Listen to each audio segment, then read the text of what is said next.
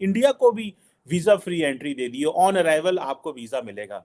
तो Pakistan neighbouring country है हमारी, बायलैटरल को $5 अरब की ट्रेड है, $2 अरब फॉर्मल है, $3 अरब बॉर्डर ट्रेड और इस तरह की चीजें हैं। पाकिस्तान को वो ट्रीटमेंट नहीं ईरान ने दिया। वजह क्या है? ईरान है मुस्लिम उम्मा, बरादर इस्लामिक कंट्री। उसने इंडिया के लिए तो वीजा फ्री कर दिया, लेकिन पाकिस्तान के लिए वीजा फ्री नहीं किया। तो क्या ये खुला तजाद नहीं? अब कहते हैं कि यूं कर देंगे, मुंह कर देंगे। अच्छा, पहले क्या किया था जो तुम अब नया करोगे? चीमा साहब, मैं इसको आपकी फॉरेन पॉलिसी और फॉरेन अफेयर आपका जो डिपार्टमेंट है उसकी फ्लेवर समझता हूँ। ईरान का वीजा लेने के लिए तमाम इंडियंस को अब किसी भी रिक्वायरमेंट की जरूरत नहीं। हमारे तो बहुत सारे ज़ायरीन भी जाते हैं। और आप क्या समझते हैं इसकी क्या वजूहात हो सकती हैं? और किसी को वहाँ पे पोलियो के कतरे नहीं पिलाएंगे तो हमें खास कर पिलाएंगे, जिस तरह हमें कोई अलग मुल्क से हम आए या कहीं जंगल से निकल पोलियो के कतरे तो 5 साल से कम उम्र के बच्चों को पिलाए जाते, आपको क्यों पिला रहे थे वो? जी, उन्होंने हमें पिलाया, हमें पाकिस्तानी देखा तो उन्होंने कतरे भी पिलाए। और इंडियन को नहीं पिलाए। कुछ भी नहीं संभलेगा, कुछ भी नहीं निकलेगा, यही तमाशा जारी रहेगा किसी न किसी शक्ल में। लेकिन इन सर्कमस्टांसेस के अंदर पाकिस्तान को इस तरीके से अबैंडन करना, मैं हमेशा ये कहता हूं कि इस वक्त आप कंप्लीटली आइसोलेटेड है, कंप्लीटली आइसोलेटेड। भी ये वो कहते हैं जो वो बचाते हैं तो वो धरती मां समझते हैं। भारत से बहुत कुछ सीखने की जरूरत है। मैं इस वक्त Bharat is leading not only the region, the world.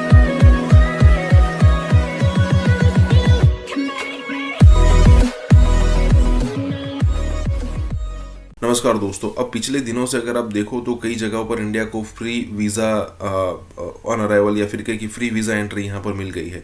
On arrival visa भी एक अलग होता है, लेकिन फ्री वीज़ा यहाँ पर अलग बात है और ईरान के अंदर मिल गई है। अब पूरी दुनिया जानती है, और अगर नहीं जानती तो वो कंट्री बेवकूफ़ है कि पूरी दुनिया जानती है कि इंडिया का जो मिडिल क्लास है, इंडिया का मिडिल क्लास जो है वो बहुत तेज़ी से बढ़ रहा है। और जब मिडिल क्लास बढ़ता है ना तो बहुत बड़ा सैलाब आता है जो घूमने जाते हैं बाहर। अगर आप टर्की में देखो तो इंडिया के लोग जो है वो टर्की में शादी करने जाते हैं, इटली में शादी करने जाते हैं, घूमने जाते हैं, यूरोप की ट्रिप कर लेते हैं, या फिर कहे कि मिडल ईस्ट की ट्रिप कर लेंगे, मलेशिया जाएंगे, तो कहने का मतलब पताया जाएंगे, थाईलैंड जाएंगे। कहने का मतलब ये है यहाँ पर कि ये सारे कंट्रीज़ ने जो इंडिया के लिए दरवाजे खोल दिए हैं, तो वैसे ईरान ने भी खोल दिया। आने वाले दिनों में कई सारे कंट्रीज़ और भी होंगे जो इंडिया को फ्री वीज़ा एंट्री देगी। उनको पता है कि इंडियंस आएंगे, पैसा खर्चेंगे और उनकी इकोनॉमी चलती रहेगी। यही बात हो रही है, पाकिस्तान को कुछ नहीं मिल रहा।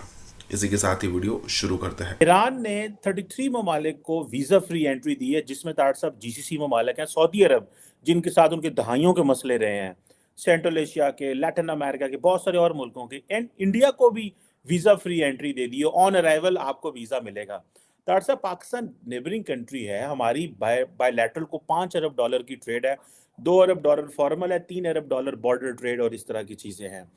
पाकिस्तान को वो ट्रीटमेंट नहीं ईरान ने दिया। हमारे तो बहुत सारे ज़ायरीन भी जाते हैं।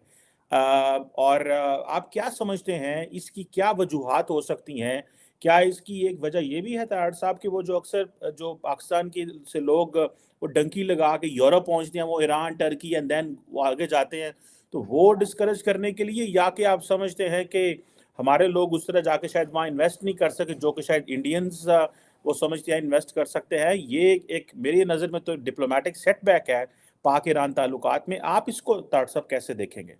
चीमा साहब, मैं इसको आपकी फॉरेन पॉलिसी और फॉरेन अफेयर आपका जो डिपार्टमेंट है उसकी फ्लेवर समझता हूं मेरे ख्याल में। क्योंकि देखें, मैं जो मेरे ख्याल में Iran has been very aggressive पिछले 2 साल से। मैं आई एम वेरी सरप्राइज और मैं बड़ा खुश भी हूं इस मामले में, क्योंकि before they were isolated, sanctions उनके लिए एक बहुत बड़ा इशू था। यहाँ पे अमेरिका में, वॉशिंगटन डीसी में लोग ब्रैग करते थे कि जी देखिए हमने ईरान को किस तरह कंटेन कर दिया है, किस तरह हमने उनको मफलूज कर दिया है। अब मैं जो पिछले 2 साल में देख रहा हूं कि उनके प्रेसिडेंट रईसी साहब साउथ अमेरिका, चाइना, बार बार चाइना, फिर अभी रशिया, और जो आपने खासकर बताया है कि ना सिर्फ उन्होंने ये भी एक it's a huge diplomatic success, जो 30 ममालिक के साथ उन्होंने रीच आउट किया है, इस बिग सक्सेस। और इससे पहले जो रईसी साहब है वो already have he is leading a group जिनके ऊपर अमेरिकन सैंक्शंस हैं। They are planning to invent some kind of the new setup to trade, to sanctions को बाईपास करने के लिए, and they have a complete support of China and Russia. लेकिन इन circumstances के अंदर पाकिस्तान को इस तरीके से अबैंडन करना, मैं हमेशा ये कहता हूं कि इस वक्त आप कंप्लीटली आइसोलेटेड है, कंप्लीटली आइसोलेटेड। आपको खुद नहीं पता कि आप इधर चाइना के कैंप में जाना चाहते हैं या अमेरिका के कैंप में जाना चाहते हैं, आपको बिल्कुल खुद नहीं पता।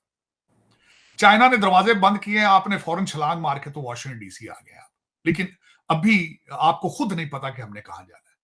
और इसी तरह the entire world is behaving with you. You are lost, confused.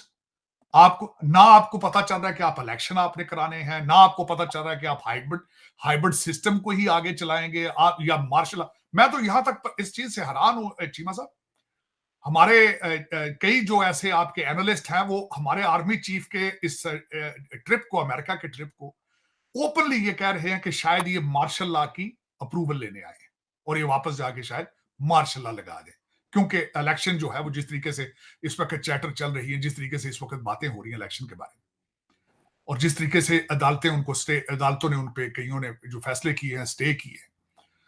लेकिन चीमा साहब, अफसोसनाक बात है कि आप बॉर्डरिंग स्टेट और आप, अच्छा दूसरा उसमें एक बात आपने एक तो खुद ही निशानदेही की अपने क्वेश्चन के अंदर कि शायद वो डंकियों का मसला है, और दूसरा आपने कहा है कि आपकी ट्रेड तो आपकी सारी स्मगलिंग है, उसको आपको ओपनली कहना चाहिए कि हमारी स्मगलिंग बहुत होती है वहां से।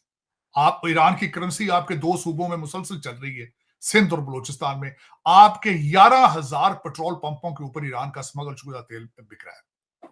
आप इसको स्मगलिंग कहें, ट्रेड ना कहें, क्योंकि ट्रेड में आप खुद इंटरेस्टेड नहीं है, आप स्मगलिंग को प्रमोट करते हैं, आपकी एस्टेब्लिशमेंट। बल्कि मैं हैरान हूं कि आपके वजीर आजम को कहना पड़ा है, आपके इंटीरियर मिनिस्टर को कहना पड़ा है कि हम अपनी जो एस्टेब्लिशमेंट के लोग स्मगलिंग में इन्वॉल्व होंगे हम उनको भी पकड़े। ईरान है मुस्लिम उम्मा, बरादर इस्लामिक कंट्री, उसने इंडिया के लिए तो वीजा फ्री कर दिया, लेकिन पाकिस्तान के लिए वीजा फ्री नहीं किया। तो क्या ये खुला तजाद नहीं, बकौल सुहेल वड़ाइक साहब? नहीं, तजाद तो मैं समझता हूँ बिल्कुल है, लेकिन फॉरेन पॉलिसी जो कि मेरे ख्याल में आपकी है ही नहीं, उसको एक बहुत बड़ा धचका लगा है। मैं समझता हूं कि आप you already isolated in the world. आपके अफगानिस्तान के साथ आप बॉर्डर है, उनके साथ आपके हालात क्या हैं, आपके भारत के साथ रिलेशनशिप कैसे हैं। आज ईरान ने भी आपको जवाब दे दिया है, सी पैक पे आपने पिज़्ज़े बना लिए हैं, आज आप अमेरिका बैठे हैं यहाँ पे। अब मैं ये समझता हूं कि आपके रिलेशनशिप किसके साथ ठीक है।